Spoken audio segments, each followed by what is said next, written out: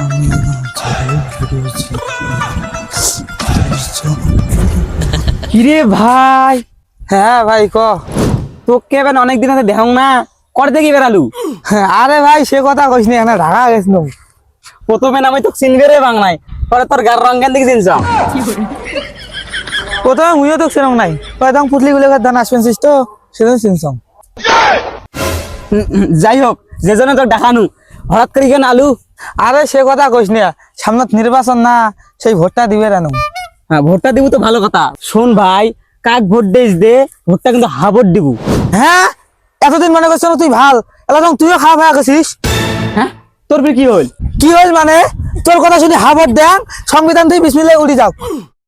দেখতো হ্যাঁ দেখ তো কি, হা ভোট দিয়ে তো দলক জিতাং। এই মূর্খ মানুষের সাথে কেমন কি কথা করে? হা ভোট দি কেমন করে মোর দলক জেতাইস রে ভাই? কেমন করি নয়? ভাই শোন, তুই বুঝিস নাই জন্য এমন কি কব আনছিস, মুই তো বুঝি কং তারপর কইসালা।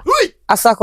শোন তাইলে, প্রথমত হ্যাঁ ভোট মানে স্বৈরাচার মুক্ত বাংলাদেশ, আর হ্যাঁ ভোট মানে জনগণের অধিকার ফিরিয়ে আনা। খালি দুঃখ নেই শর্ত। না রে ভাই শোন, আরো আছে। আমরা যে ওয়াজ মাহফিল করি, ওটা কাইয়ে বাধা দিবার পার নয়। আর এই যে মসজিদ মন্দিরের মধ্যে কাইয়ে হামলা করে পার নয়।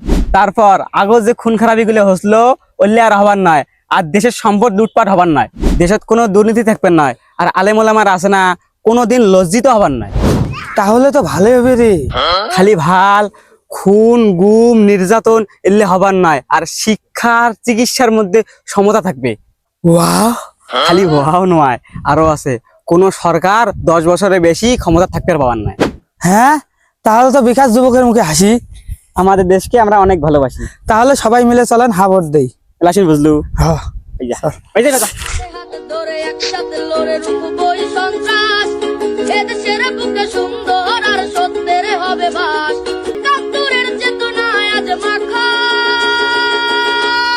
স্বাধীন দেশে উড়বে যেন স্বাধীন পতাকা।